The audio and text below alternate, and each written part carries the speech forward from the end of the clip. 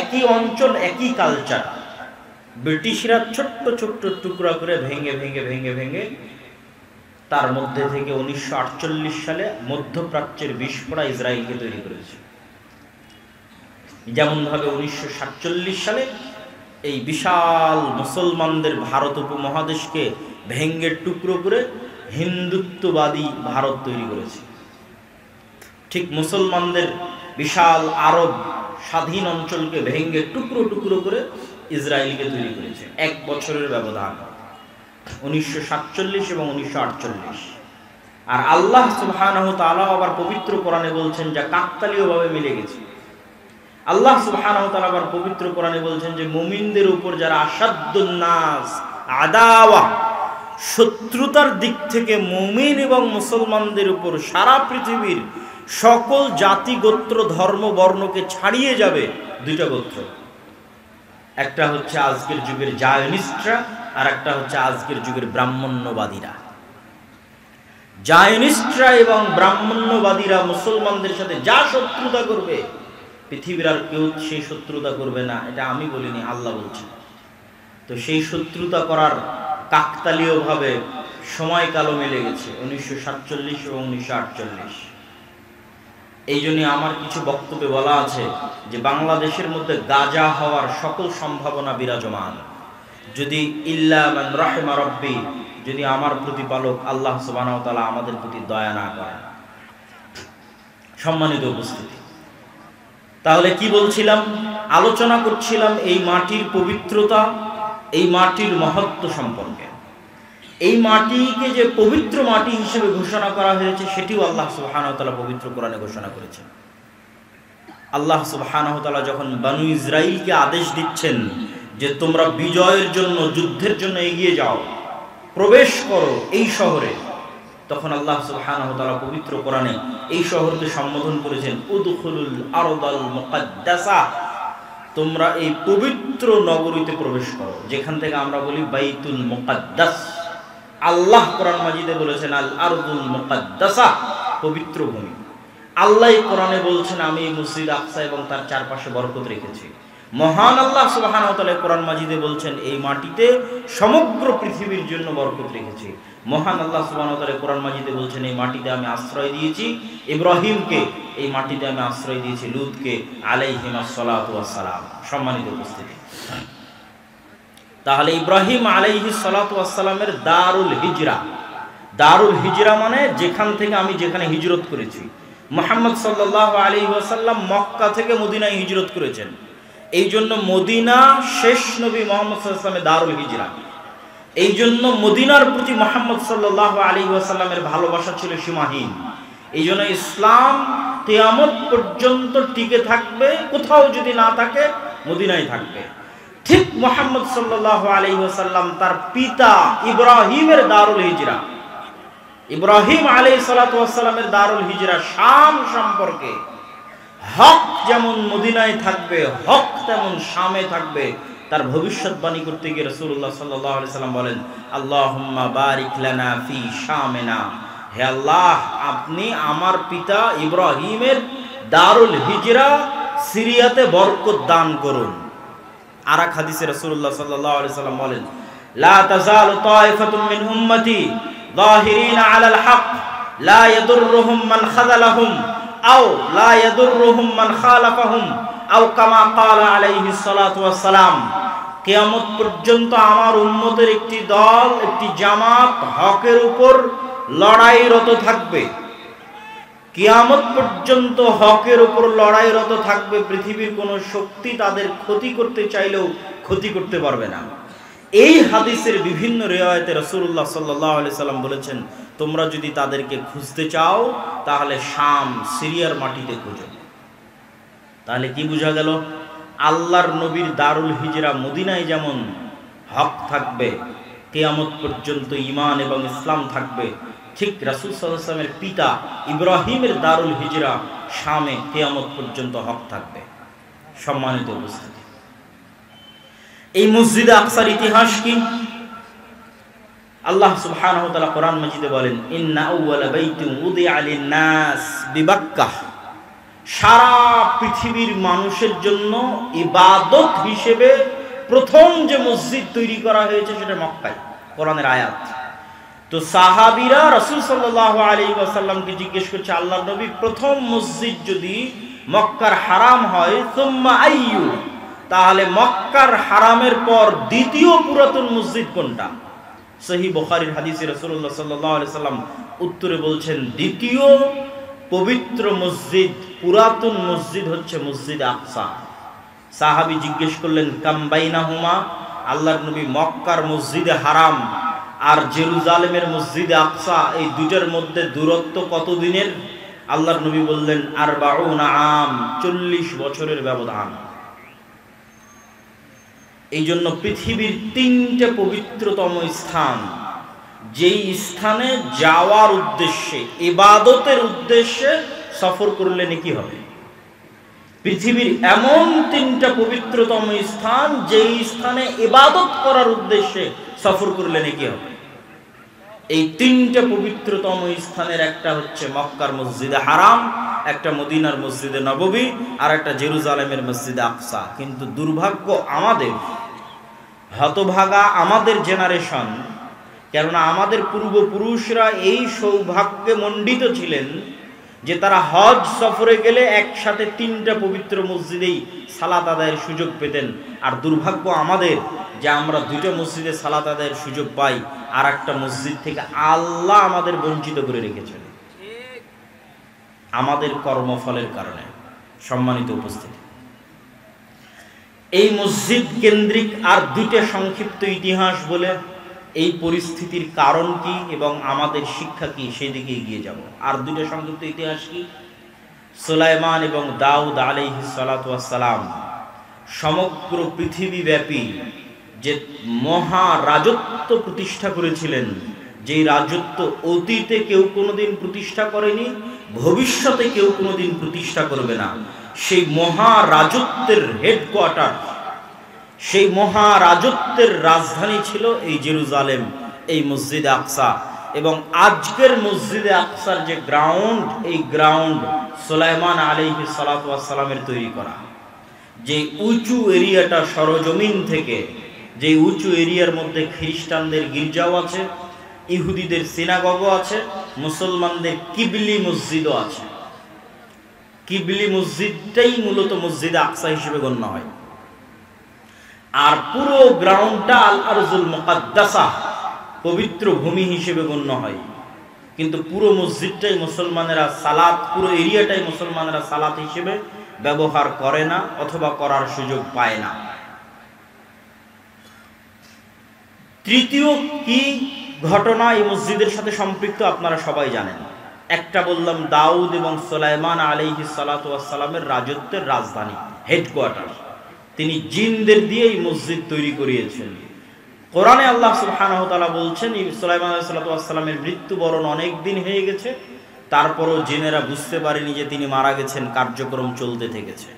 দ্বিতীয় ঘটনা হচ্ছে, বর্তমান বিশ্বের যেই ধর্মের অনুসারী সবচেয়ে বেশি, কাগজে কলমে, নামকা ওয়াস্তে, প্র্যাকটিক্যাল নয়, সেটা যে খ্রিস্টান ধর্ম। প্র্যাকটিক্যাল একজনও খুঁজে পাওয়া মুশকিল যে খ্রিস্টান, প্রকৃত খ্রিস্টান ধর্মের অনুসারী, প্র্যাকটিক্যাল একজনও খুঁজে পাওয়া যাবে না। কিন্তু নামকা ওয়াস্তে, কাগজে কলমে খ্রিস্টান ধর্মের পরিচয় দেয় এই দিক থেকে পৃথিবীর সর্ববৃহৎ ধর্ম। এই পৃথিবীর সর্ববৃহৎ ধর্মের যিনি নবী, ঈসা আলাইহিস সালাতু ওয়াস সালাম, বর্তমান পৃথিবী, ঈসা আলাইহিস সালাতু ওয়াস সালামের জন্ম জেরুজালেমে। এবং ঈসা আলাইহিস সালাতু ওয়াস সালামের মা মারিয়াম আলাইহাস সালাতু ওয়াস সালাম যেই মসজিদের খেদমত করতেন, সেই মসজিদ মসজিদ আকসা। আল্লাহু আকবার। এবং মারিয়াম আলাইহাস সালাতু ওয়াস সালাম যখন তার সন্তানকে প্রসব করছেন নির্জন অঞ্চলে গিয়ে মসজিদে আকসা থেকে, এবং পুনরায় যখন শহরে প্রবেশ করছেন এবং তার কোলে তার দুধের সন্তান, মানুষ তাকে জিজ্ঞেস করছে, মা কানা আবুকা ইমরাআ সাউইন ওয়া মা কানাত উম্মুকা বাগিয়া, তোমার পিতা তো খারাপ মানুষ ছিল না, তোমার মাও ব্যভিচারী ছিল না, তাহলে এই অবৈধ সন্তান কোথায় থেকে? নাউজুবিল্লাহ।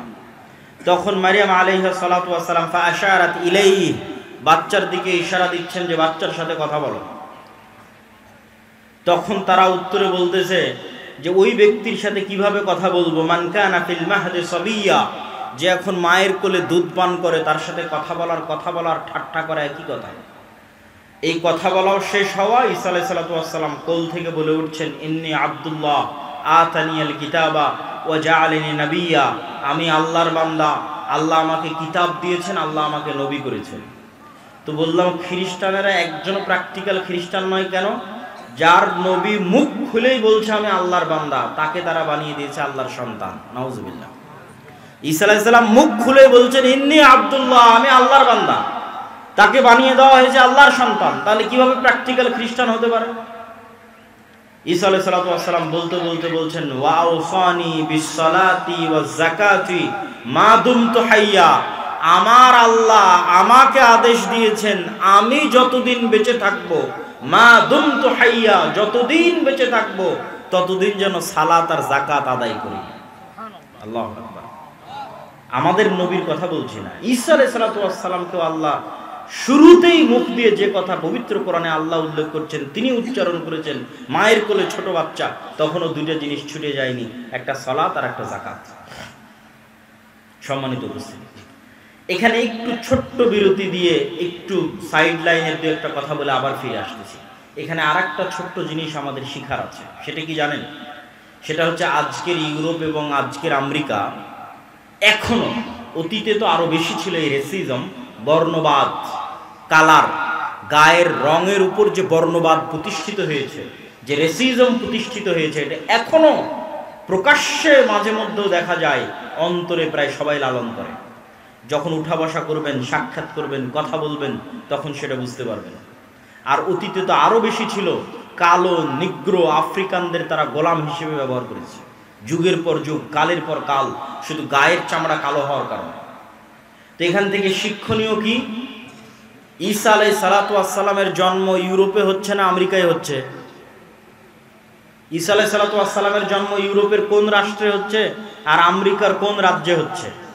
ঈসা আলাইহিস সালাতু ওয়াস সালামের জন্ম হচ্ছে আরব ভূমি ফিলিস্তিনের জেরুজালেম শহরে। তাহলে ঈসা আলাইহিস সালাতু ওয়াস সালামের গায়ের রং ইউরোপিয়ান আমেরিকানদের মতো? কথা বলেন, ইউরোপিয়ান আমেরিকানদের মতো না। ঈসা আলাইহিস সালাতু ওয়াস সালামের গায়ের রং মুহাম্মদ সাল্লাল্লাহু আলাইহি ওয়াসাল্লামের মতো, ইব্রাহিম আলাইহিস সালাতু ওয়াস সালামের মতো, মেটে সাদা, শ্যামা সাদা, ধবধবে হলদে যে সাদা ইউরোপিয়ান এবং আমেরিকানদের গায়ের রং, যেটা নিয়ে তারা গর্ব করে, সেটা তাদের নবীরই গায়ের রং নয়। তারা যাকে নবী হিসেবে বিশ্বাস করে সেই নবীর গায়ের রং সেটা নয়। তাদের নবী একজন এশিয়ান, তাদের নবী একজন অ্যারাবিয়ান, তাদের নবী একজন সেমেটিক।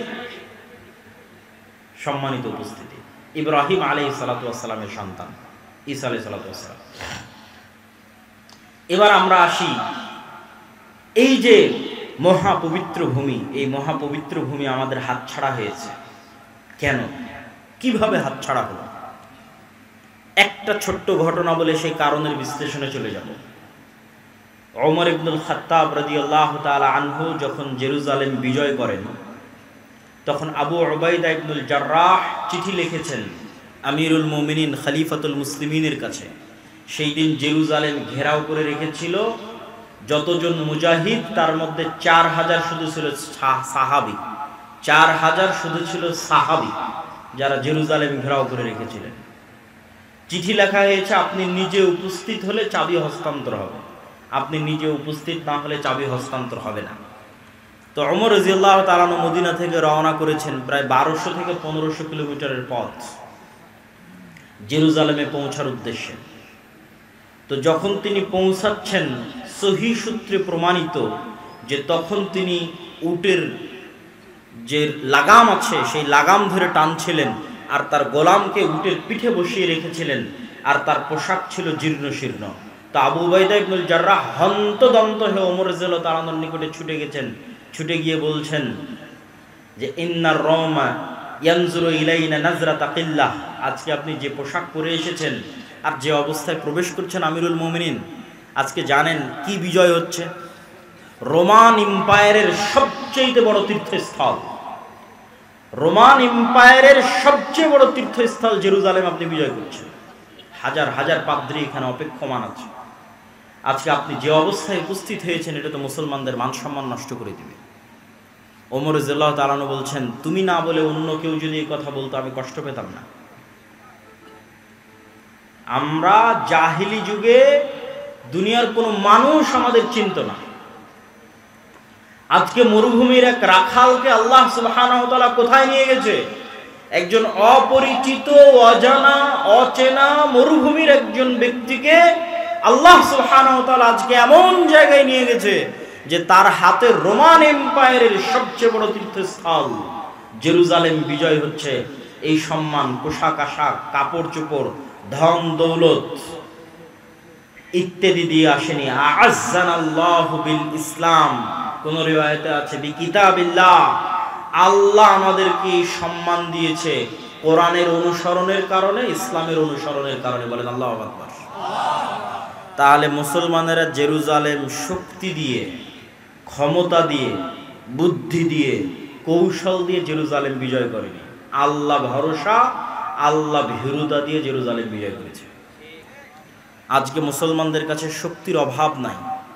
আজকে 57টা মুসলিম দেশের যা শক্তি, এই সকল শক্তি একত্রিত করলে আমার মনে হয় না উমাইয়া শাসন আমলে, আমার মনে হয় না আব্বাসীয় শাসন আমলে, আমার মনে হয় না খোলাফায়ে রাশিদিনের শাসন আমলে এর 60% শক্তি মুসলমানদের ছিল। আজকে মুসলমানদের দুনিয়াবি যা শক্তি, তার 60% শক্তি আমার মনে হয় না উমাইয়া, আব্বাসীয়, খোলাফায়ে রাশিদিনের শাসন আমলে ছিল, অথবা সুলতান সালাহুদ্দিন আইয়ুবীর হাতে ছিল। কিন্তু তাদের কাছে ছিল আল্লাহ ভরসা, আল্লাহ ভীতি, আল্লাহ ভীরুতা। আমাদের কাছে দুনিয়াবি সকল পথপন্থা আছে, কিন্তু ওই দুইটা জিনিস আমরা হারিয়ে ফেলেছি, আল্লাহ ভরসা এবং আল্লাহ ভীরুতা, তাকওয়া, পরহেজগারিতা এবং তাওয়াক্কুল আলাল্লাহ। সম্মানিত উপস্থিতি, মুসলমানদের আজকের এই অবস্থাকে আমি আমার বহু বক্তব্যে তুলনা করেছি যে আজকের মুসলমানেরা এই যুগের বানু ইসরাইল, এবং তুলনার মানদণ্ডটা কি সেটা দিয়ে এই বক্তব্যের শিক্ষার দিকে এগিয়ে যাচ্ছি। কিভাবে আমরা এই দাসত্ব এবং এই গোলামি থেকে মুক্তি পাব সেটার দিকে এগিয়ে যাচ্ছি। তুলনার মানদণ্ড কোথায়? আল্লাহ সুবহানাহু ওয়া তাআলা কোরআন মাজিদে বলছেন, ওয়াইজ নাজ্জাইনাকুম মিন আলি ফিরআউন ইয়াসুমুনাকুম সুআল আযাব ইউযাববিহুনা আবনাআকুম ওয়া ইস্তাহিয়ুনা নিসাআকুম। স্মরণ করো সেই দিনের কথা যেই দিন আমি আল্লাহ তোমাদেরকে ফেরাউনের কবল থেকে বাঁচিয়ে দিয়েছিলাম। কোন ফেরাউনের কবল থেকে বাঁচিয়ে দিয়েছিলাম? যে তোমাদের ছেলে সন্তানদের জবাই করত আর তোমাদের মেয়ে সন্তানদের জীবিত রাখত। তাহলে ওই যুগের বানু ইসরাইলদের উপর ফেরাউনের জুলুমের মাপকাঠি হচ্ছে ফেরাউন ওই যুগের বানু ইসরাইলদের ছেলে সন্তানদের জবাই করত, মেয়ে সন্তানদের বাঁচিয়ে রাখত। ঠিক কাছাকাছি ওই রকমই জুলুম আজকের যুগের ফেরাউনেরা আজকের যুগের মুসলমানদের উপর গাজাই করতেছে। কাছাকাছি ওই রকমের জুলুম, বরং তার চেয়ে ভয়ঙ্কর হতে পারে, তার চেয়ে ভয়াবহ হতে পারে। এখানে নারী, পুরুষ, শিশু পার্থক্য ছাড়াই গত 1.5 বছরে 50,000-এর বেশি নারী, পুরুষ, শিশুকে গাজার মাটিতে হত্যা করা হয়েছে। নাউজুবিল্লাহ। আর সমগ্র পৃথিবীর চোখের সামনে, সমগ্র মুসলিম বিশ্বের চোখের সামনে। সম্মানিত উপস্থিতি, তাহলে আমি বলছি আজকের যুগের মুসলমানেরা আজকের যুগের বানু ইসরাইল, ওই যুগের বানু ইসরাইলের উপর যেভাবে ফেরাউনের জুলম এবং অত্যাচার চলত। এবং এটা বলার পিছনে আমার লজিক আর একটা আছে, এটার থেকে আপনাদের শিক্ষা আছে। সেই লজিকটা হচ্ছে, পবিত্র কোরআন খোলেন, সূরা বাকারা পড়েন। সূরা বাকারায় আল্লাহ সুবহানাহু তাআলা যেই জাতির বর্ণনা লম্বা সময় যাবত দিয়েছেন সেই জাতির নাম বানু ইসরাইল। লম্বা সময় যাবত ছোট্ট ছোট্ট ঘটনা আল্লাহ বানু ইসরাইলের তুলে ধরেছে। তো বানু ইসরাইলের ঘটনা এত ব্যাপক আকারে পবিত্র কোরআনে তুলে ধরার এটি রহস্য হতে পারে যে যেই দিন বানু ইসমাইল বানু ইসরাইলের মতো হয়ে যাবে, সেই দিন যেন তারা বানু ইসরাইলের এই 4000 বছর আগের ঘটনা থেকে শিক্ষা নেয়। এই জন্য উম্মতে মুহাম্মাদীর শিক্ষার জন্য বানু ইসরাইলের এত লম্বা ঘটনা আল্লাহ সুবহানাহু ওয়া তাআলা কোরআন মাজিদে তুলে দিলেন, যেন একদিন আসতে পারে যেই দিন উম্মতে মুহাম্মাদীর অবস্থা বানু ইসরাইলের মতো হতে পারে। দুই একটা কথা কি বানু ইসরাইলের, তাহলে আপনি উম্মতে মুহাম্মাদীর সাথে মিলাতে পারবেন। বানু ইসরাইলের দুই একটা কথা হচ্ছে আল্লাহ সুবহানাহু ওয়া তাআলা কোরআনে সূরা বাকারায় যেভাবে তুলে ধরেছেন, আমি শুধু দুই একটা উদাহরণ দেব। বিস্তারিত আপনি সূরা বাকারাও পড়তে পারেন, বিস্তারিত আমার বই সমসাময়িক মুসলিম বিশ্ব এবং ফিলিস্তিনেও পড়তে পারেন। কি সেই ঘটনা? সেই ঘটনা হচ্ছে বানু ইসরাইলেরা চোখের সামনে দেখলো ফেরাউন ডুবে গেছে। চোখের সামনে নিজে চোখে দেখেছে ফেরাউনকে ডুবতে। কোন ফেরাউন? যে ফেরাউন তাদের ছেলে সন্তানদের জবাই করত, মেয়েদের বাঁচিয়ে রাখত। এই চোখের সামনে ফেরাউনকে ডুবতে দেখার পরও বানু ইসরাইল মূসা আলাইহিস সালাতু ওয়াস সালামকে বলছে, লান নুমিনা লাকা হাত্তা নারাল্লাহ জাহরা। মূসা, ততক্ষণ পর্যন্ত তোমার আল্লাহর উপর ঈমান আনয়ন করব না যতক্ষণ না স্বচক্ষে তোমার আল্লাহকে না দেখছি। নাউজুবিল্লাহি মিন যালিক। এরা স্বচক্ষে ফেরাউনকে ডুবতে দেখেছে। ফেরাউনকে স্বচক্ষে ডুবতে দেখার পর নবীকে বলছে, তোমার তাওরাত বিশ্বাস করি না, তোমার আল্লাহর কথা বিশ্বাস করি না স্বচক্ষে যতক্ষণ আল্লাহকে না দেখবে। লোহিত সাগর পার হয়ে আজকের যে বিশাল মরুভূমি আছে, সিনাই মরুভূমি, এই বিশাল সিনাই মরুভূমিতেই মূসা আলাইহিস সালাতু ওয়াস সালাম বানু ইসরাইলকে নিয়ে ঘুরপাক খাচ্ছেন। তো একদিকে লোহিত সাগরের লবণাক্ত পানি, আর মরুভূমিতে পানি আসবে কোথায় থেকে? ওয়াইজ ইসতাসকা মূসা লিকওমিহি ফাকুল নাযরিব বিআসাকাল হাজার ফানফাজারাত মিনহু ইসনাতা আশারাতা আইনা। যখন মূসার কওম মূসাকে বলল পানির ব্যবস্থা করে দাও, তখন আমি মূসাকে বললাম, মূসা লাঠি দিয়ে পাথরে আঘাত করো। মূসা আলাইহিস সালাতু ওয়াস সালাম লাঠি দিয়ে পাথরে আঘাত করলেন। তখন বানু ইসরাইলের জন্য 12টা ঝর্ণা তৈরি হলো। 12টা ঝর্ণা কেন, কে বলতে পারবেন? ইয়াকুব আলাইহিস সালাতু ওয়াস সালামের 12 সন্তানের জন্য, ইউসুফ আলাইহিস সালাতু ওয়াস সালামে সহ 12 ভাইয়ের জন্য। মানে ঘটনার ধারা হয়তো মিলাতে পারেননি, আমি সুন্দর করে মিলিয়ে দিই। ইব্রাহিম আলাইহিস সালাতু ওয়াস সালামের সন্তান ইসহাক, ইসহাক আলাইহিস সালাতু ওয়াস সালামের সন্তান ইয়াকুব, ইয়াকুব আলাইহিস সালাতু ওয়াস সালামের সন্তান ইউসুফ। এতদূর পর্যন্ত সবাই জেরুজালেমে আছে, মানে ফিলিস্তিনে আছে, আজকের মসজিদে আকসা এবং তার আশেপাশে আছে। ইউসুফ আলাইহিস সালাম কুয়াতে ভাইয়েরা ফেলে দিল, মিশরের বাজারে বিক্রি হয়ে গেলেন। তারপরে ইউসুফ আলাইহিস সালাম যখন বাপের সাথে মিলিত হয়ে গেলেন, তখন পুরো বংশ জেরুজালেম ফিলিস্তিন থেকে কোথায় চলে গেল? মিশরে চলে গেল। ইউসুফ আলাইহিস সালাতু ওয়াস সালামের 400 বছর পর মিশরে মূসা আলাইহিস সালাম আসতেছে। ইউসুফ আলাইহিস সালাতু ওয়াস সালামের 350-400 বছর পর ইউসুফ আলাইহিস সালামের ভাইদের বংশেই, ইয়াকুব আলাইহিস সালাতু ওয়াস সালামের সন্তানদের বংশেই 400 বছরের বংশ এত বড় হয়ে গেছে। 12 ভাইয়ের সন্তান, সন্তান তার সন্তান, তার সন্তান, তার সন্তান, সব নবীর সন্তান। যারা বলতেছে যে আল্লাহকে না দেখা পর্যন্ত ঈমান আনয়ন করব না, এরা ইব্রাহিম আলাইহিস সালাতু ওয়াস সালামের সন্তান। এরা ইউসুফ আলাইহিস সালাতু ওয়াস সালাম এবং তার ভাইদের সন্তান 400 বছর পর। যারা বলতেছে তোমার আল্লাহকে বলো যে পানির ব্যবস্থা করে দিতে, তখন আল্লাহ মূসা আলাইহিস সালাতু ওয়াস সালামকে বললেন লাঠি দিয়ে পাথরে আঘাত করো। তো 12টা ঝর্ণা তৈরি হলো। 12টা ঝর্ণা কাদের সম্মানে? 12 ভাইয়ের, 12 গোত্রের, 12 বংশের সম্মানে। এমনকি মুফাসসিরিনে কেরাম লিখছে, যখন মূসা আলাইহিস সালাতু ওয়াস সালাম সমুদ্রের লাঠি দিয়ে আঘাত করেন, তখন একটা রাস্তা নয় 12টা রাস্তা তৈরি হয়েছিল। ইয়াকুব আলাইহিস সালামের 12 সন্তানের 12 বংশধরের সম্মানে 12টা রাস্তা তৈরি হয়েছিল। তারা বলতেছে যে আল্লাহকে ততক্ষণ ঈমান আনয়ন করব না যতক্ষণ না দেখব। তাদের আরেকটা উদাহরণ দেখেন তো, যেহেতু মরুভূমি, খাবারের কোনো ব্যবস্থা নাই, তো আল্লাহ আসমান থেকে মান্না এবং সালওয়া ব্যবস্থা করে দিয়েছে খাবারের জন্য। আর পানি, পাথর ফেটে পানি বের হচ্ছে মরুভূমির মধ্যে, পাথর ফেটে পানি বের হচ্ছে মরুভূমির মধ্যে, আসমান থেকে খাবার আসতেছে। তারপরেও তাদের সহ্য হচ্ছে না। তারা বলছে লান নাসবিরা আলা তুআমিন ওয়াহিদ উদউ লানা রাব্বাক। মূসা, এক খাবার, এই সকাল সন্ধ্যা একই মান্না সালোয়া, আর সকাল সন্ধ্যা পানি আর মান্না সালোয়া।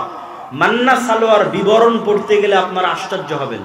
আজকের পৃথিবীর সবচেয়ে দামি মাশরুম, যেটা কেজি বাংলাদেশি টাকায় 4 থেকে 5 লক্ষ টাকা।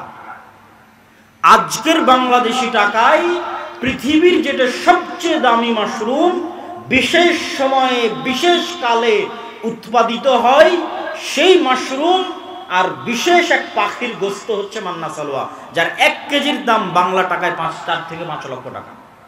সেটা তাদেরকে জান্নাত থেকে দেওয়া হতো।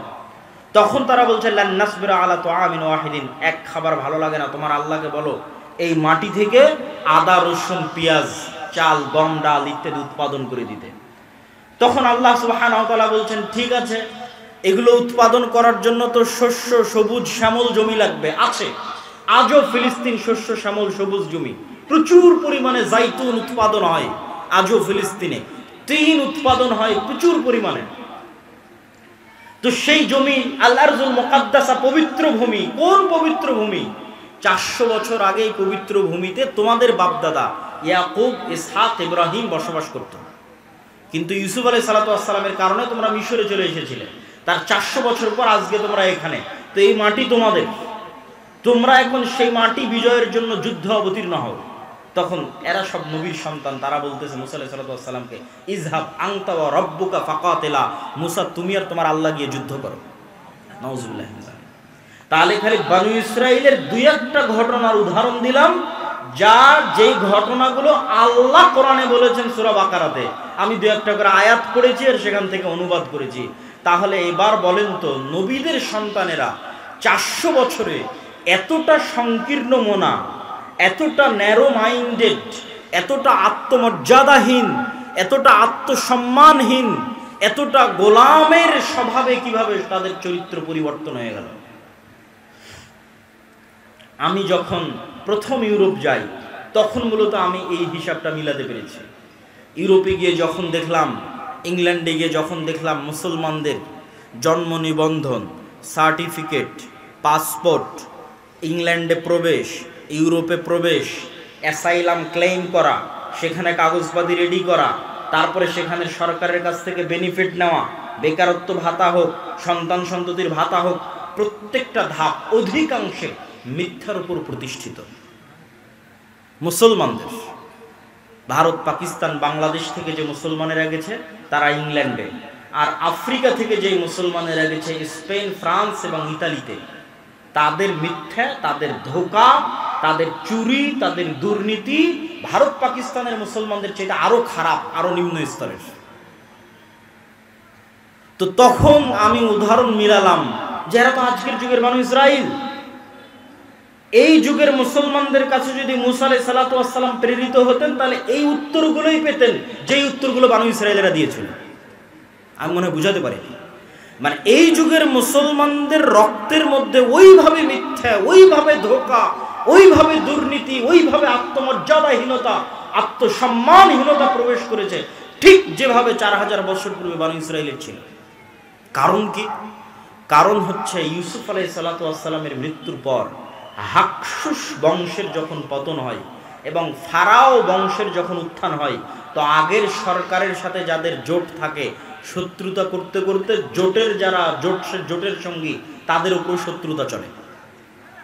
তো ফারাওদের যখন উত্থান হয়, তখন আগের হাকসুস বংশের জোট, ইউসুফ আলাইহিস সালাতু ওয়াস সালাম মন্ত্রী ছিলেন, ইউসুফ আলাইহিস সালামের ভাইরাও হয়তো বড় বড় মন্ত্রী পরিষদের সদস্য ছিলেন। তখন ফারাওরা যেমন হাকসুসদের উপর জুলুম চালায়, ঠিক তেমন বনু ইসরাইলদের উপর জুলুম চালায়। জুলুম আরো বাড়ে কেন? যে কোনো পাদ্রী, যে কোনো ধর্মীয় জ্ঞান, জ্যোতিষী সব বলে, ফারাও তোমাদের ক্ষমতা ধ্বংস যদি হয়, এই বনু ইসরাইলদের হাতে ধ্বংস হয়ে যাবে। তখন আরো ভয়, আরো আতঙ্ক, আরো অত্যাচার। তো দীর্ঘ 300 বছরের জুলম, অত্যাচার এবং গোলামির জীবন, গোলামি করতে করতে চরিত্র নষ্ট হয়ে গেছে। গোলামি করতে করতে কিভাবে চরিত্র নষ্ট হয় তার উদাহরণ কি? এখানে 2 জন গোলামের মধ্যে যদি আমি একটা রুটি নিক্ষেপ করি, তাহলে তারা 2 গোলাম রুটি নিয়ে কাড়াকাড়ি করবে। একটা রুটি পাওয়ার জন্য মিথ্যা বলবে, একটা রুটি পাওয়ার জন্য ধোঁকা দিবে, একটা রুটি পাওয়ার জন্য মারামারি লেগে যাবে। এটা জন্মগত স্বভাব তৈরি হবে গোলামদের মধ্যে। ঠিক মুসলমানদের একই অবস্থা হয়েছে 190 বছর ব্রিটিশদের গোলামি করার কারণে। আফ্রিকানদের মুসলমানদের একই অবস্থা হয়েছে 200-250 বছর স্পেন, ফ্রান্স, ইতালির ঔপনিবেশিক কলোনিয়াল শাসনের অধীনে গোলামি করার কারণে। গোলামি করতে করতে রক্তের মধ্যে মিথ্যা, ধোঁকা, দুর্নীতি প্রবেশ করেছে। সম্মানিত উপস্থিতি, তাহলে ওই যুগের বানু ইসরাইল আর এই যুগের মুসলমানদের সাথে মিলে গেলে একটা কথা সামারি সারমর্ম হিসেবে বের হয়ে আসে যে নবীর সন্তানদের চরিত্র ধ্বংস হয়েছে গোলামির কারণে, উম্মতে মুহাম্মাদীর চরিত্র ধ্বংস হয়েছে গোলামির কারণে। আর এর বিপরীত কি ঘটেছে? এর বিপরীত, মুসা আলাইহিস সালাতু ওয়াস সালামকে আল্লাহ যদি ফেরাউনের বাড়িতে না নিয়ে যেতেন, আর মুসা আলাইহিস সালাতু ওয়াস সালাম যদি বানু ইসরাইলের সাথে মানুষ হতো, তাহলে মুসা আলাইহিস সালামের রক্তের মধ্যেও গোলামির স্বভাব তৈরি হয়ে যেত। মুসা আলাইহিস সালাতু ওয়াস সালামকে আল্লাহ পূর্ণ আত্মমর্যাদা, আত্মসম্মানের সাথে মানুষ করার জন্য রাজার বাড়িতে পাঠিয়ে দিয়েছেন। তাহলে মুসা আলাইহিস সালামের স্বাধীন চেতা মনোভাব ঠিক থাকবে। স্বাধীন চেতা মনোভাবের প্রমাণ কোথায়? মুসা আলাইহিস সালাতু ওয়াস সালাম একদিন দেখতেছে, একদিন জুলুম হতে দেখেছে। একদিন কি? ফারাওদের একদল অনুসারী বানু ইসরাইলের একদল অনুসারীর উপর অত্যাচার করতেছে। তো একদিনের দেখা অত্যাচার মুসা আলাইহিস সালাম সহ্য করতে না পেরে এক থাপ্পড় দিয়ে ফারাওয়ের ওই ব্যক্তিকে ওখানেই তিনি হত্যা করে দিয়েছেন। কেন? তার মধ্যে স্বাধীন চেতা, আত্মমর্যাদা, আত্মসম্মান ছিল। যদি বানু ইসরাইলদের সাথে বড় হতেন তাহলে এটাকে উনি জুলুমি মনে করতেন না। এটা তো আমার ভাগ্যে, তাকদিরে, আমরা এইভাবেই বড় হয়েছি, এভাবেই গোলামি দেখেছি, কে বাধা দিতে যাবে? বাধা দিতে গেলে বিপদে পড়বো। কিন্তু যখন উনি নেতা, তখন জুলুমের বিরুদ্ধে আওয়াজ উঠিয়েছেন, মিথ্যার বিরুদ্ধে, অত্যাচারের বিরুদ্ধে আওয়াজ উঠিয়েছেন। সম্মানিত উপস্থিতি, এই পুরো আলোচনার সারমর্ম আল্লামা ইকবালের একটি কবিতা। আল্লামা ইকবাল বলছেন, সাবাক ফিরসে পড়, সাদাকত কা, শুজাআত কা, আদালত কা, লিয়া জায়েগা তুঝসে কাম, দুনিয়া কি ইমামত কা। মুসলমানেরা, তোমাদের মধ্যে আনুষ্ঠানিকতা, ইসলামের সব আনুষ্ঠানিকতা আছে। সাহারি, ইফতারি কত সুন্দর করে মসজিদে আপনারা করেছেন। ঈদের সালাত বিশাল মাঠে আদায় করেছেন। ইতিকাফ হয়েছে, লাইলাতুল কদর হয়েছে, সমাজ থেকে ফিতরা বন্টন হয়েছে। কতজন উমরা করতে যাচ্ছে, কতজন হজ করতে যাচ্ছে। আনুষ্ঠানিকতার অভাব নাই। কিন্তু কোথায় সমস্যা?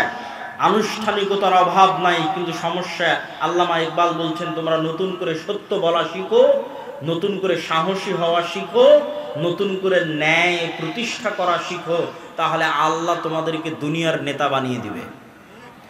কেননা এই গুণগুলোর উপর নবীদের জন্ম হয়েছে, মুসা আলাইহিস সালামের জন্ম হয়েছে, মুহাম্মদ সাল্লাল্লাহু আলাইহি সাল্লামের জন্ম হয়েছে, ঈসা আলাইহিস সালাতু ওয়াস সালামের জন্ম হয়েছে। এই গুণের উপর জন্মগত গুণ।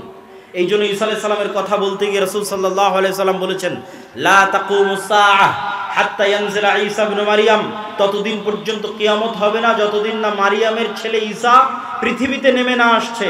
আর মারিয়ামের ছেলে ঈসা হাকামান মুকসিতা, সমগ্র পৃথিবীতে ন্যায় বিচার প্রতিষ্ঠা করবে। আল্লাহু আকবার। তাহলে এই রাষ্ট্রে ইসলামের ব্র্যান্ডিং ন্যায় বিচার, রাষ্ট্রে ইসলামের ব্র্যান্ডিং ন্যায় বিচার আল্লাহর নবী করে দিলেন। তো আমাদের মধ্যে ন্যায় বিচার প্রতিষ্ঠার গুণই নাই জন্মগত, তাহলে আমরা কিভাবে নেতা হব? এখানে দুই একটা উদাহরণ দিব আপনাদের বুঝার সুবিধার্থে। বাংলাদেশে গত 16 বছর এরকম অসংখ্য ওসি, ডিসি, এসপি, মন্ত্রী, মিনিস্টার ছিল যাদের 80%-এর বেশি এরকম জালসা সম্মেলনের প্রধান অতিথি, বিশেষ অতিথি হয়েছে না হয়নি? হয়েছে। গত 16 বছর এরকম অসংখ্য ওসি, ডিসি, এসপি, মন্ত্রী, এসিল্যান্ড, সাব রেজিস্ট্রার ছিল যাদের অন্তত 70%-এর বেশি উমরা করেছে। আমার আইডিয়া যে অন্তত 50%-এর বেশি উমরা করেছে, আর অন্তত 30-40% হবে নামাজি, আর অন্তত 2 থেকে 5% হবে মুখে দাঁড়িয়ে আছে এবং কপালে কড়া পড়ে গেছে। কিন্তু ওই যে ঈসা আলাইহিস সালামের জন্য আল্লাহর নবী যে শব্দ ব্যবহার করলো, যে ঈসা আলাইহিস সালাম যেই দিন পৃথিবীতে আসবে সমগ্র পৃথিবীতে ন্যায় প্রতিষ্ঠা করবে। তো এই যে মুসলমানেরা নামাজি, হাজি, উমরাকারী, দানবীর, জালসার প্রধান অতিথি, বিশেষ অতিথি, এরা নিজ নিজ দায়িত্বের জায়গায় কত পার্সেন্ট ন্যায় প্রতিষ্ঠাকারী এবং সত্যবাদী ছিল? কত পার্সেন্ট নিজ নিজ দায়িত্বের জায়গায় সত্য প্রতিষ্ঠাকারী, ন্যায় প্রতিষ্ঠাকারী ছিল? এটাই হচ্ছে গোলামের স্বভাব। আমাদের মধ্যে আনুষ্ঠানিকতা আছে, কিন্তু আমরা যে নেতা হব সেই নেতৃত্বের যোগ্যতা আমাদের মধ্যে বিকাশ ঘটেনি, যেটা আল্লামা ইকবাল বুঝতে পেরেছিলেন। আর একটা উদাহরণ দেই, আপনাদের এখানেও এমন মানুষ বসে আছে অত্র অঞ্চলে আছে, অত্র গ্রামে আছে, যে হয়তো হাজি, ওমরাকারী, নামাজি, কিন্তু তার বোনকে তার পিতার সম্পত্তিতে ন্যায়ের সাথে ভাগ দেয়নি। ন্যায়ের সাথে ভাগ দেওয়া মানে একদল আছে ভাগ থেকে বঞ্চিত করেছে, আর একদল আছে ভাগ দিয়েছে ন্যায়ের সাথে দেয়নি। যেটা বেশি দামি রাস্তার পাশে ফরওয়ার্ড জমি সেটা নিজে নিয়েছে, যেটা কম দামি কম আবাদ হয় পানিতে ডুবে থাকে সেটা বোনকে দিয়েছে। তাহলে যে ব্যক্তি তার পরিবারে ন্যায় প্রতিষ্ঠা করতে পারলো না, আল্লাহ কিভাবে তাকে রাষ্ট্রের ন্যায় প্রতিষ্ঠার যোগ্য মনে করবে? আমাকে উত্তর দেন। কেননা রাষ্ট্রে ইসলাম যাওয়া মানে ন্যায় বিচার প্রতিষ্ঠা হওয়া। দলিল ঈসা আলাইহিস সালাম সম্পর্কে আল্লাহর নবী যা বললেন এক বাক্যে ব্র্যান্ডিং করলেন। তাহলে রাষ্ট্রে ইসলাম মানে ন্যায় বিচার। তো মুসলমান লিল্লাহে তাকবীর দিয়ে রাষ্ট্রে ইসলাম নিয়ে যাবে, তো সেই মুসলমান তো তার পরিবারে ন্যায় প্রতিষ্ঠা করতে পারেনি, তাহলে আল্লাহ কিভাবে ওই মুসলমানকে রাষ্ট্রে ন্যায় প্রতিষ্ঠার যোগ্য মনে করবেন? অসম্ভব। বরং ওই মুসলমানকে যদি রাষ্ট্রের দায়িত্ব দেওয়া হয়, গত 16 বছর যা দুর্নীতি হয়েছে ওই বেটা তার চেয়ে বেশি দুর্নীতি করবে। কেননা সে যদি তার বোনের সাথে দুর্নীতি করতে পারে, 16 কোটি মানুষের সাথে করতে পারে না? সম্মানিত উপস্থিতি, ঠিক আপনাদের অঞ্চলে আর একটা বড় অন্যায়, মানুষের সাথে অন্যায় প্রচলিত আছে, সেটা যে ডিমান্ডের ভিত্তিতে, যৌতুকের ভিত্তিতে বিবাহ। নামাজি, হাজি, ওমরাকারী, মাদ্রাসা মসজিদ কমিটির মেম্বার, কিন্তু ছেলেকে বিবাহ দেওয়ার ক্ষেত্রে ডিমান্ড এবং যৌতুকের অভাব নাই। তাহলে সে ওই মেয়ে এবং মেয়ের পরিবারের উপর ন্যায় প্রতিষ্ঠা করতে পারেনি। তো যে তার বৌমা এবং বৌমায়ের পরিবারের উপর ন্যায় প্রতিষ্ঠা করতে পারেনি, তাকে আল্লাহ রাষ্ট্রের ন্যায় প্রতিষ্ঠার যোগ্য মনে করবে? অসম্ভব, ইম্পসিবল। এটা গেল সাধারণ জনগণের কথা। আর প্রথমে গেল যারা রাষ্ট্রের বিভিন্ন দায়িত্বে আছে তাদের কথা। এবার আসেন আলেম ওলামাদের কথা। মসজিদ, মাদ্রাসা, ইসলামী দল, ইসলামী সংগঠন, সব জায়গায় ইসলামের বাহ্যিক আনুষ্ঠানিকতা বিরাজমান আছে। দাড়ি, টুপি, সালাত, সিয়াম, হজ, যাকাত সবকিছু আছে, কিন্তু আপনি আশ্চর্য হবেন যে ন্যায় কতটুকু আছে সেটা যদি খুঁজতে যান পার্সেন্টেজে মিলবে না। দেখবেন যে ইসলামী দলের আমির তার ওই কর্মীকেই ছাঁটাই করে দিয়েছে যেই কর্মী বেশি পরিশ্রম করে, আর ওই কর্মীকে পদ দিয়ে দিয়েছে যে বেশি চামচামি করে। তার মানে সে তার দলে ন্যায় প্রতিষ্ঠা করতে পারে।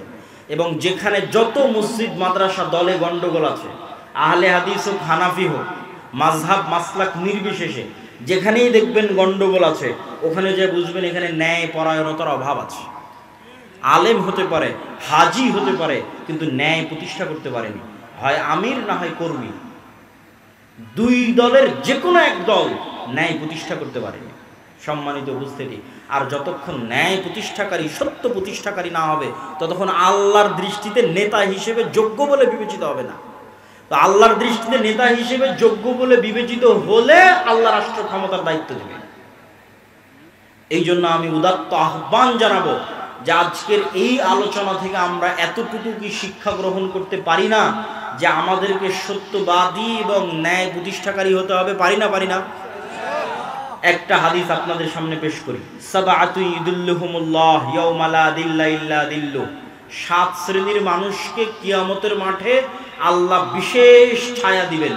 তো এই বিশেষ ছায়া দেওয়ার যে 7 শ্রেণীর লিস্ট আছে, এই লিস্টের 1 নম্বরে তাহাজ্জুদ গুজারকে, নফল সিয়াম পালনকারীকে, দানবীরকে, মসজিদে জামাতে সালাত আদায়কারীকে, সকলকে অতিক্রম করে 1 নম্বরে পৌঁছে গেছে ন্যায় প্রতিষ্ঠাকারী, দায়িত্বশীল। কেন? ইমামুন আদিল। কেন? ন্যায় প্রতিষ্ঠা করা আল্লাহর সবচেয়ে বড় গুণ। বলেন আল্লাহু আকবার। আল্লাহ বলছেন আমি আদিল, আমি ন্যায় পরায়ণ, ন্যায় প্রতিষ্ঠাকারী।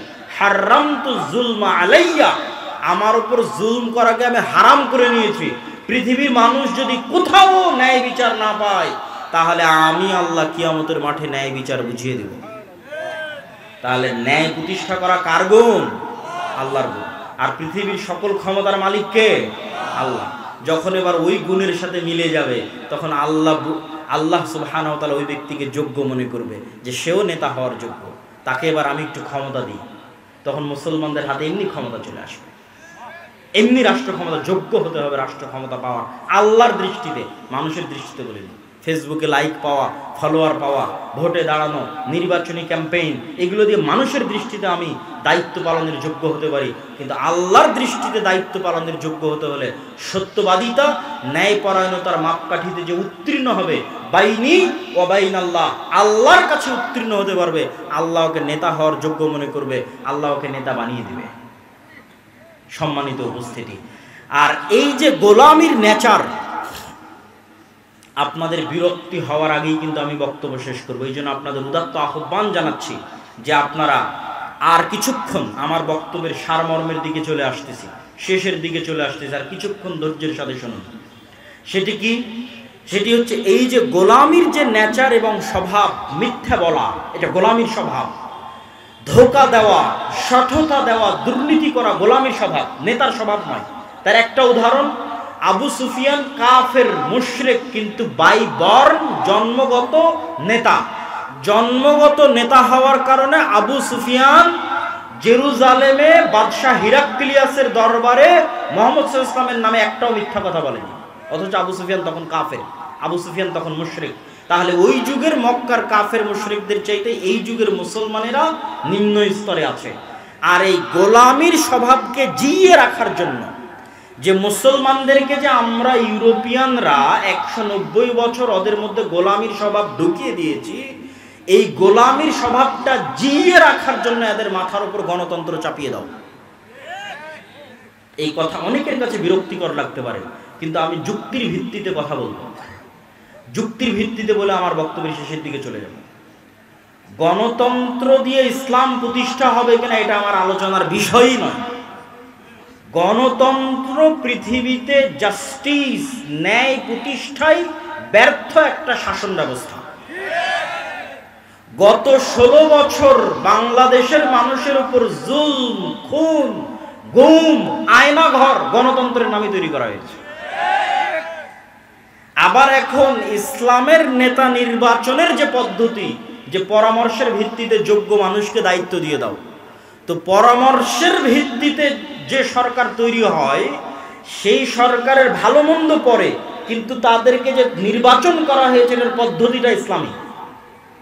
তো যারা এই পদ্ধতির মাধ্যমে ক্ষমতায় আসলো, দেখবেন তাদেরকেও সরিয়ে চোর, বাটপার, লুটেরাদের ক্ষমতায় বসানোর জন্য যে ট্রাম্প কার্ড ব্যবহার করা হবে সেটার নাম গণতন্ত্র। আর এই গণতন্ত্রের সবচেয়ে বড় কুফল মুসলমানেরা ভোগ করবে কি দিয়ে? সেটা হচ্ছে বিভেদ, হিংসা, বিদ্বেষ, মিথ্যা। গণতন্ত্রের মেকানিজমটাই এমন যে আপনি মিথ্যা না বললে এখানে টিকতে পারবেন না। তাহলে আপনার মধ্যে গোলামির স্বভাব জিইয়ে রাখার সবচেয়ে বড় মাধ্যম হচ্ছে পলিটিক্যালি আপনাকে গণতন্ত্রের কাছে বাউন্ড করে দেওয়া। দেন আপনি বাই ডিফল্ট মিথ্যা বলবেন, বাই ডিফল্ট দুর্নীতি করবেন, বাই ডিফল্ট ধোঁকা দিবেন, আপনার গোলামির নেচার চলতেই থাকবে। সত্যবাদিতা, ন্যায়পরায়ণতা বহুদূরের কথা। আর গণতন্ত্রের সবচেয়ে বড় ব্যর্থতা কি? গণতন্ত্র নিজে গণতন্ত্র প্রতিষ্ঠায় ব্যর্থ। কিভাবে গণতন্ত্র প্রতিষ্ঠায় ব্যর্থ কিভাবে? জনগণের শাসন মানে হচ্ছে গণতন্ত্র, কিন্তু এখানে জনগণের শাসন যে হয় না তার প্রমাণটা কোথায়? নির্ধারিত দল প্রার্থীকে মনোনয়ন দিবে, তো এমনও দল আছে যেই দলে টাকা দিয়ে প্রার্থীতা কিনে পাওয়া যাবে, আছে না নাই? আছে। টাকা দিয়ে প্রার্থী মনোনয়ন পত্র কিনে নিবে। তাহলে জনগণ যোগ্য প্রার্থী বাছাই করার আগেই প্রার্থী মনোনয়ন পত্র ম্যানিপুলেট হয়ে গেছে। দ্বিতীয় আরেকটা কোথায় গণতন্ত্র দিয়ে গণতন্ত্র প্রতিষ্ঠা হয় না, সেটা হচ্ছে এই গণতন্ত্রের ভোট ক্যাম্পেইনের জন্য যত হাজার হাজার কোটি টাকার দরকার, এই হাজার হাজার কোটি টাকা বাংলাদেশের 18 কোটি জনগণের 80% জনগণ যারা মধ্যবিত্ত, নিম্নবিত্ত, তাদের পকেট থেকে আসা সম্ভব নয়। তাহলে হাজার হাজার কোটি টাকা দিবে কারা? এই দেশের শীর্ষস্থানীয় দুর্নীতিবাজ ব্যবসায়ীরা। তাহলে দল আগেই বিক্রি হয়ে গেছে দেশের শীর্ষস্থানীয় দুর্নীতিবাজ ব্যবসায়ীদের কাছে। তাহলে গণতন্ত্র, জনগণের শাসন কোথায় গেল? এবার আমি আপনাকে প্রকৃত গণতন্ত্র তুলে ধরি। আমি গণতন্ত্রের, যদি আপনি এক মুহূর্তের জন্য আমাকে বলেন যে আমি গণতন্ত্রের সাপোর্টার, তাহলে প্রকৃত গণতন্ত্র আপনার সামনে তুলে ধরি। প্রকৃত গণতন্ত্র এভাবে প্রতিষ্ঠিত হতে পারে, জনগণের শাসন। আমি ইসলামী খেলাফা, ইসলামী শাসন বলি, জনগণের শাসন প্রতিষ্ঠিত হতে পারে। আপনাদের এই চাটখিল গ্রামের মানুষ এত বড় স্কুল, এত বড় মসজিদ, এত মাদ্রাসা পরিচালনা করতে পারতেছে, তো এই চাটখিল গ্রামের মানুষ এক জায়গায় একসাথে বসে পরামর্শের ভিত্তিতে তাদের গ্রামের নেতা নির্ধারণ করতে পারে না? পারে না? পারে। তাহলে চাটখিলে একটা নেতা নির্ধারণের জন্য গ্রুপিং, মনোনয়ন, ভোটের দরকার আছে। আপনারা যদি একসাথে একটা মসজিদ চালাতে পারেন, একটা স্কুল চালাতে পারেন, তো একসাথে বসে নেতা নির্ধারণ করতে পারবেন না? পারবেন। খুব সহজ। পরামর্শ যখনই আসবে তখনই সহজ। আর যখনই একজন দাঁড়িয়ে বলবে এই আমি মসজিদের সভাপতি হব, আমাকে কে কে ভোট দিবা, তখন গন্ডগোল, গ্রুপিং শুরু হবে। আর একজন দাঁড়িয়ে বলবে আমি মসজিদের সভাপতি হব, আমাকে কে কে ভোট দিবা। আর যখনই দুই গ্রুপ হয়ে যাবে এবং দাঁড়িয়ে যাবে, তখন এবার টাকা দিয়ে ভোট কেনা শুরু হবে। তো যখন টাকার ভিত্তিতে ভোট বিক্রি হবে, তখন সত্য ন্যায় থাকলো না মিথ্যুক ধোঁকাবাজে পরিণত হলো? মিথ্যুক ধোঁকাবাজে পরিণত হলো। আমি রূপগঞ্জে দেখেছি, এবারের নির্বাচনের সময় রূপগঞ্জে, যে প্রত্যেকটা মানুষ টাকার কাছে ভোট বিক্রি করে দিচ্ছে এবং সব প্রার্থীকে বলতেছে আমি আপনাকে ভোট দিব। তখন আমি আরেকবার রিয়ালাইজ করলাম, এরা তো সব বানু ইসরাইল, এবং গণতন্ত্র এদেরকে বানু ইসরাইল বানাচ্ছে। শতভাগ মিথ্যুক, শতভাগ দুর্নীতিবাজ একটা কওম তৈরি হচ্ছে। তাহলে শতভাগ মিথ্যুক, শতভাগ দুর্নীতিবাজ একটা কওম কিভাবে কল্পনা করতে পারে আল্লাহ তাদেরকে ইসলাম প্রতিষ্ঠার জন্য মনোনীত করবে? নাউজুবিল্লাহ মিন যালিক। কেমনে কল্পনা করতে পারে যে আল্লাহ তাদেরকে ইসলাম প্রতিষ্ঠার জন্য মনোনীত করবে? কেমনে? অসম্ভব, ইম্পসিবল। পৃথিবী উল্টে গেলে অসম্ভব, এটা হবে না। তাহলে একটা ছোট্ট একটা গ্রামের একটা নেতা নির্ধারণের জন্য গ্রুপিং এর দরকার নাই, মনোনয়নের দরকার নাই, কিচ্ছুর দরকার নাই। একসাথে গ্রামবাসী বসে তার নেতা নির্ধারণ করতে পারে। সব একটা ইউনিয়নের সব গ্রামের নেতা একত্রিত হয়ে তার ইউনিয়নের নেতা নির্ধারণ করতে পারে। সব ইউনিয়নের নেতা একত্রিত হয়ে তার উপজেলা, উপজেলা একত্রিত হয়ে তার জেলা, জেলা একত্রিত হয়ে তার দেশ। নিচ থেকে যখন উঠে আসবে তখন গণতন্ত্র, উপর থেকে যখন চাপিয়ে দেওয়া হবে তখন এলিট ক্লাস, দুর্নীতিবাজ ব্যবসায়ীদের শাসন প্রতিষ্ঠা হয়। এটা বাস্তবতা, এটা হিস্ট্রি, এটা হচ্ছে এস্টাবলিশ ট্রুথ, সত্য।